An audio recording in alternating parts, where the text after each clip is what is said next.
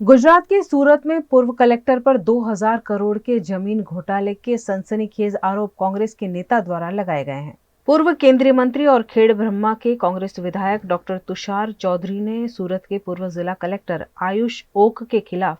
भ्रष्टाचार और करोड़ों रुपए की जमीन धोखाधड़ी के आरोपों की जांच के लिए एसआईटी के गठन की मांग की है। इन आरोपों में सरकारी भूमि रिकॉर्ड में किराएदारों के नामों की अनधिकृत प्रविष्टि शामिल है, जिससे राज्य को महत्वपूर्ण वित्तीय क्षति हुई है, जिसे तुषार चौधरी ने पत्रकार परिषद में साझा किया। भ्रष्टाचार मुक्त और पारदर्शक वहीवटनी बात करती गुजरात सरकारना एक जवाबदार अधिकारी सूरत जिल्लाना कलेक्टरश्री द्वारा सूरत शહેરની કરોડોની કિંમતની લગભગ 2,70,000 ચોરસ મીટર જેટલી જમીન, જેની અંદાજિત કિંમત આશરે 2,000 કરોડ રૂપિયા થવા જાય છે, એવી સરકારી જમીન ખાનગી વ્યક્તિને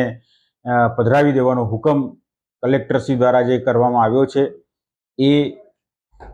હુકમ ગેરબંધારણીય અને ગેરકાયદેસર છે અને 2015ના તત્કાલીન કલેક્ટરશ્રીએ પણ આ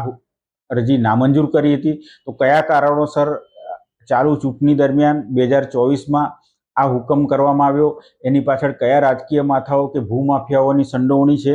એની અમે તપાસ આજે માગી રહ્યા છે। કારણ કે કલેક્ટરશ્રીની જવાબદારી હોય છે કે સરકારશ્રીની કોઈ પણ મિલકત હોય એની જાળવણી કરવાની જવાબદારી કલેક્ટરશ્રીની હોય, ત્યારે કલેક્ટરશ્રી દ્વારા જ આટલી કિંમતી જમીનની લાણી ખાનગી વ્યક્તિને જ્યારે કરવામાં આવતી હોય તો એમાં ખૂબ મોટા પાયે ભ્રષ્ટાચાર થયા હોવાની અમને આશંકા છે અને લોકમુખી અને લોકો દ્વારા પણ અમને આ બાબતમાં ઘણી બધી રજૂઆતો આવી કે આના કોઈ સામે કોઈએ બોલવું જોઈએ, એની તપાસ થવી જોઈએ। એના ભાગરૂપે આજે અમે એક ફરિયાદ રૂપે માનનીય મુખ્યમંત્રીશ્રી, ગુજરાત તકેદારી આયોગશ્રી, મહેસૂલ વિભાગના સચિવશ્રી અને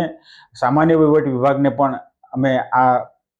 તપાસ અમારી ફરિયાદ કરી રહ્યા છે અને તપાસની માગણી કરી રહ્યા છે અને કલેક્ટરશ્રી જેણે મેં હુકમ કર્યો છે એની સામે તાત્કાલિક કડક પગલાં લેવામાં આવે અને જે પણ કંઈ કાર્યવાહી થાય અને જે પણ લોકોની સંડોવણી હોય એ પણ પ્રજા સમક્ષ આવે એવી અમારા તરફથી આજે માગણી છે।